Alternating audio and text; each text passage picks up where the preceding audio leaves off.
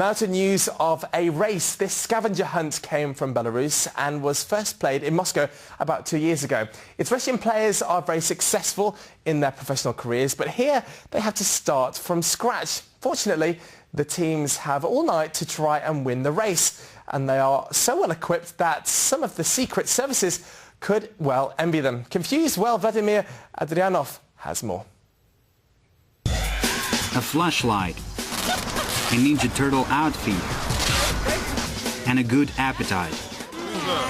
This is the list you need to participate in the Saturday night flash mob, which continues for most of the night and the rest of the morning.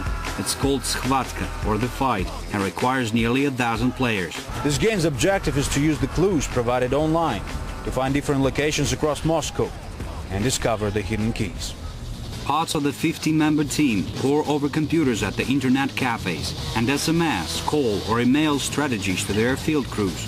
The team that finds 10 keys fastest wins the race. We started planning a month prior to the game. Usually it takes less time, but we wanted the participants to remember it. This game is called the Spring Break of the Ninja Turtles, and all the participants have to dress accordingly to get the clues from the agent hiding somewhere in the crowd.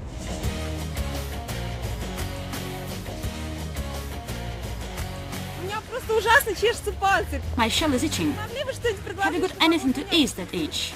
The findings lead 14 teams to the other side of Moscow. The secret codes and clues can be anywhere, everywhere. The next stop is more than 5 kilometers away from here. We better get going if we want to be the first. Obviously, the tubes and pipes should remind the teams of where the Ninja Turtles are coming from, this city sewer. The cartoon turtles loved pizza, so should the teams. The female contestants must weigh not more than 60 kilos and have just 15 minutes to finish 2 pepperoni and cheese pizzas. Expensive cars, GPS navigation, mobiles and laptops help the fighters around the city. The game organizers say the teams mostly consist of university graduates working for big Western or domestic companies. It's interesting for me to place people in unusual circumstances.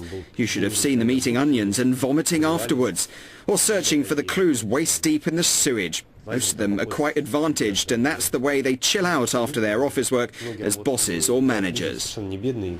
This night's game was eventually won by the Stalkers team.